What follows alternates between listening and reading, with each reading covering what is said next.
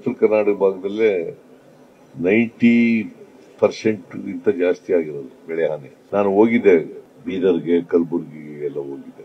Aerial survey ಮಾಡಿದೆ, ಎಲ್ಲೆಲ್ಲಿ ಬೆಳೆ ಹಾನಿಯಿಂದ ನಷ್ಟ ಆಗಿದೆ ಅಂತೇಳಿ. ತೊಗರಿ, ಹತ್ತಿ, ಹೆಸರುಕಾಳು, ಈರುಳ್ಳಿ, ಭತ್ತ ಇವೆಲ್ಲ ನಷ್ಟ ಆಗಿದಾವೆ.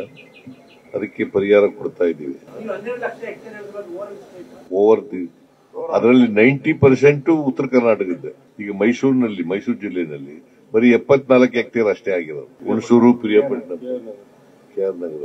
ಸೊ ಈಗಾಗಲೇ ಜಂಟಿ ಸರ್ವೆ ಮಾಡಿಸಿದೀವಿ, ವರದಿ ಬಂದಿದೆ. ಅವರ ಅಕೌಂಟ್ಗಳಿಗೆ ದುಡ್ಡನ್ನ ಜಮಾ ಮಾಡ್ತಕ್ಕಂಥ ಕೆಲಸವನ್ನು ಮಾಡ್ತೀವಿ.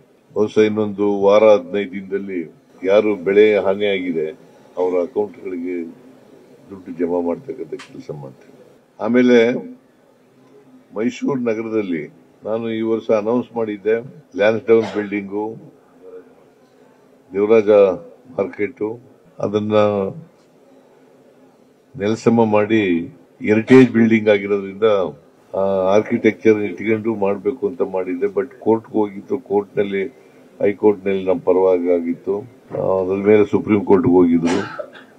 ಸುಪ್ರೀಂ ಕೋರ್ಟ್ ನಲ್ಲಿ ಪೆಂಡಿಂಗ್ ಇದೆ ಟೆಕ್ನಿಕಲ್ ಕಮಿಟಿಗೆ. ಅದಕ್ಕೆ ಅಡ್ವೊಕೇಟ್ ಜನರಲ್ ಜೊತೆ ಮಾತಾಡಿ ಮುಂದಿನ ಕ್ರಮ ಏನ್ ತಗೋಬೇಕು ಅಂತಕ್ಕಂಥದ್ದು ಮಾಡ್ತೀನಿ. ವೈಟ್ ಟಾಪಿಂಗ್ 400 ಕೋಟಿ ರೂಪಾಯಿ ಕೊಟ್ಟಿದ್ದೆ ಈ ವರ್ಷ.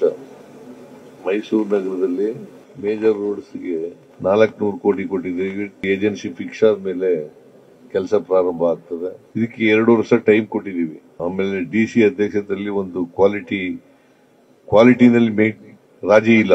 ಅದಕ್ಕೆ DC ಅಧ್ಯಕ್ಷತೆಯಲ್ಲಿ ಒಂದು ಕಂಟ್ರೋಲ್ ಮಾಡತಕ್ಕಂತ ಒಂದು ಕಮಿಟಿ ಮಾಡಿದೀವಿ. ಗ್ರೇಟರ್ ಮೈಸೂರು ಮಾಡಬೇಕು ಅಂತ ತೀರ್ಮಾನ ಮಾಡಿದೀವಿ.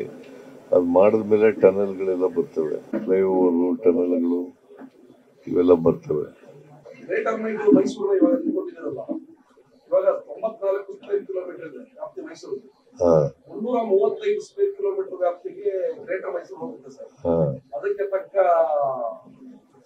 ಉದ್ಯೋಗ ಅದೆಲ್ಲವೂ ಕೂಡ ಆಲೋಚನೆ ಆಗಿದೆಯಾ ಸರ್? ಅದು ಇನ್ನೂ ಆಗಿಲ್ಲ. ಒಂದು ಮೀಟಿಂಗ್ ಮಾಡಿದೀನಿ ನಾನು, ಈ ಡಿಸ್ಕಷನ್ ಮಾಡಿದೀನಿ. ಅದು ಕ್ಯಾಬಿನೆಟ್ ಮುಂದೆ ತಗೊಬಂದು ಚರ್ಚೆ ಆಗಿ ಮಾಡಬೇಕು. ಕಾಯಂ ಮಾಡಿದೀವಲ್ಲ, ಇನ್ನು ಉಳಿದಿರೋರಿಗೆ ಮಾಡ್ಕೊಡ್ತಕ್ಕ. ನೀನು ಮಾತಾಡೋ ಅಂತ ಹೇಳಿದವ್ರು ಯಾರು? ನಾನ್ ಬರೋವರೆಗೆ ಕಾಯಂ ಮಾಡ್ತಕ್ಕಂಥದಕ್ಕೆ ಮಾಡಿರ್ಲಿಲ್ಲ. ಹಂತ ಹಂತವಾಗಿ ಕಾಯಂ ಮಾಡ್ತಾ ಇದ್ದೀವಿ.